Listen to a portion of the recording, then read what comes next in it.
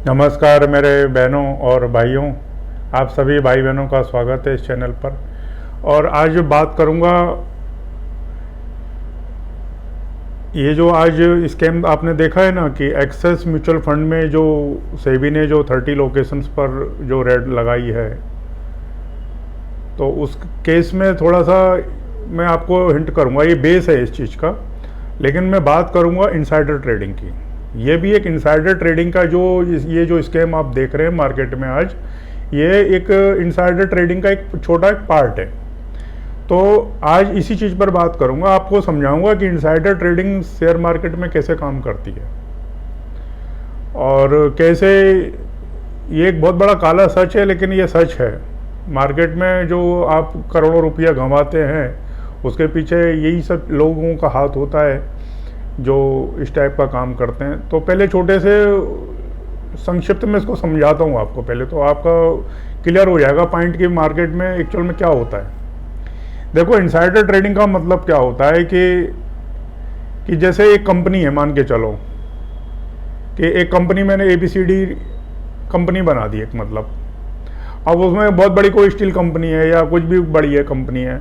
अब उसमें जो बड़ी बड़ी पोस्टों पर जो बैठे हुए हैं, चीफ फाइनेंशियल ऑफिसर है, चीफ ऑपरेशन ऑफिसर है, CEO है, चीफ एग्जीक्यूटिव ऑफिसर्स हैं। अब कंपनी जो काम कर रही है वो इन्हीं के अंडर में तो कर रही है, चाहे वो फाइनेंस का काम कर रही है, चाहे वो ऑपरेशन का काम कर रही है, चाहे वो ऑर्डर ला रही है, चाहे परचेजिंग कर रही है, चाहे ऑर्डर लेके नए नए आ रही है, जो भी काम कर रहे हैं ये बड़े अथॉरिटी लोग करते हैं। तो जो कोई भी बड़ी कंपनी रहेगी, जो लिस्टेड बड़ी कंपनी है, उसमें ज़्यादा से ज़्यादा 5 आदमी या 4 आदमी इंपॉर्टेंट होते हैं, जो की पर्सन जिनको बोला जाता है आपकी भाषा में। तो ये लोग क्या करते हैं कि ऑपरेटर जो रहते हैं मार्केट में, जिनको मैं शकुनी बोलता रहता हूँ, अक्सर बिग प्लेयर बोलता रहता हूँ, तो ये लोग क्या करते हैं कि उनसे कांटेक्ट कर लेते हैं। तो उनसे वो इन्फॉर्मेशन, अंदर की इन्फॉर्मेशन बाहर लेके आते हैं। तो जैसे बोलते ना कि वो घर का भेदी लंका ढाए, तो भाई विभीषण ने राम की इन्फॉर्मेशन दे दी तो राम ने उसको मार दिया, नहीं तो वो पता नहीं क्या होता था, वो रामायण का कुछ अलग ही हिस्सा बनता था। अब जयचंद्र ने पृथ्वीराज चौहान के बारे में बता दिया था, वो उसको मरवा दिया। तो ये जो घर के भेदी होते हैं, और घर के भेदी आपको सब जगह मिल जाएंगे। लेकिन अभी चलो आगे नहीं बात करते, पहले कंपनी की बात करता हूँ। मैं लिंक से थोड़ा हट जाता हूँ। तो कंपनी में क्या हो रहा है कि ऑपरेटर बाहर बैठा हुआ है। अब ऑपरेटर उन जो 4-5 आदमी हैं, उनमें से किसी एक आदमी को जो कमजोर कड़ी होता है उसको तोड़ लेता है। जैसे कंपनी के फाइनेंशियल ऑफिसर को तोड़ लिया उसने, या CEO को तोड़ लिया।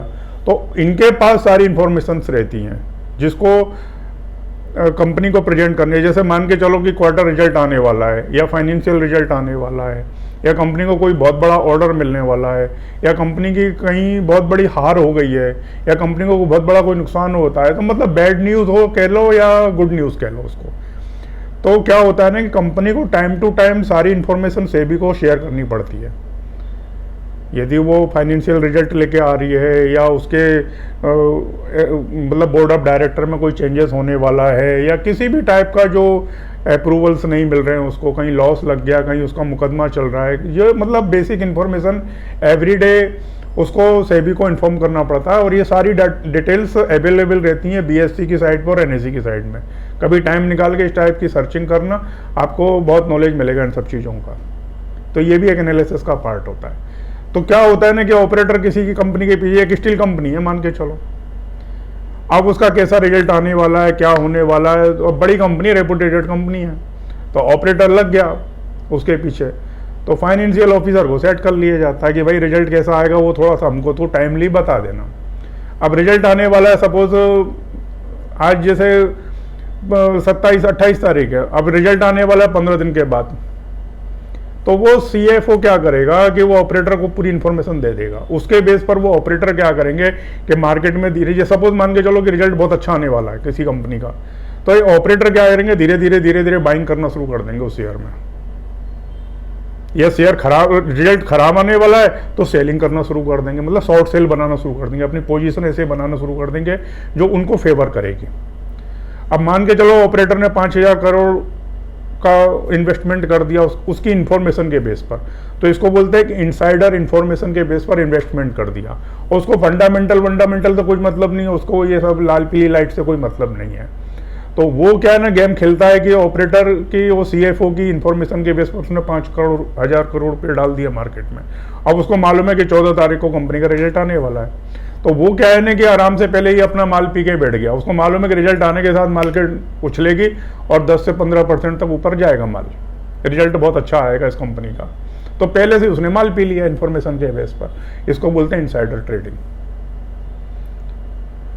तो इसके बेस पर ये पूरा दिन कंपनी में यही होता रहता है। लेकिन क्या होता है कि जो रिटेल इन्वेस्टर रहते हैं उनको बेचारों को नॉलेज इतना नहीं होता है, वो फंस जाते हैं लाल हरी बत्तियों को देख के।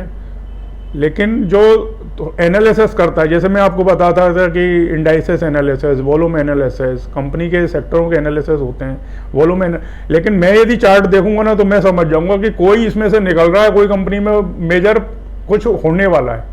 अब मैं इतना नहीं समझ पाता हूँ कि क्या एग्जैक्ट कहानी क्या है इसकी, पॉजिटिव या नेगेटिव जो भी होता है।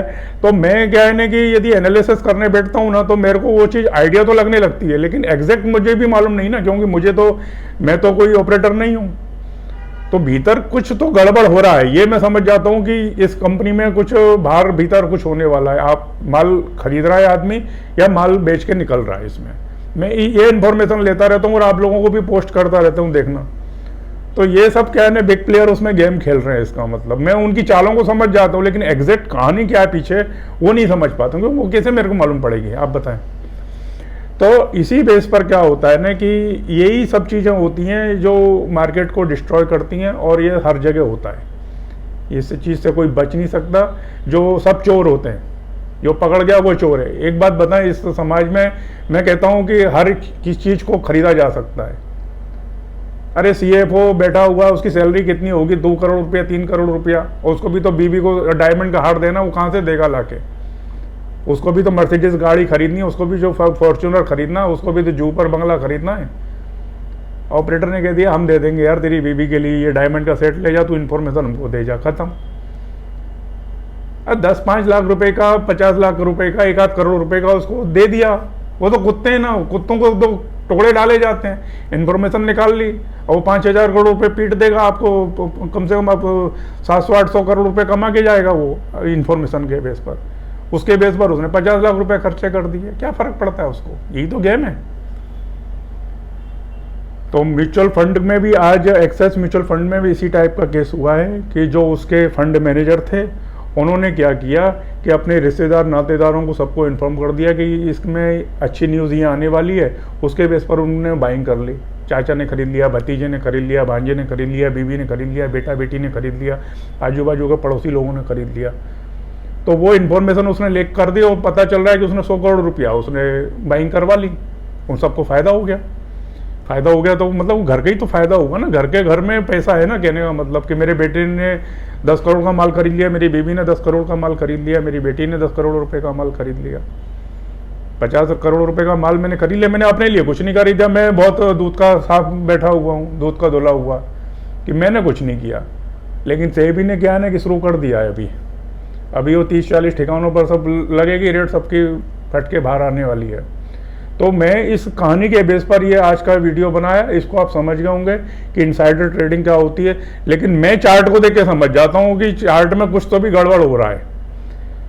ये मैं आपको बताऊंगा ना कि एक वीडियो में बनाऊंगा आपके लिए, वो वॉल्यूम एनालिसिस का बताऊंगा। उसमें यही सब चीज़ें मैं बताऊंगा कि कैसे तुम वॉल्यूम को देख के समझ जाओगे कि क्या हो रहा है मार्केट में।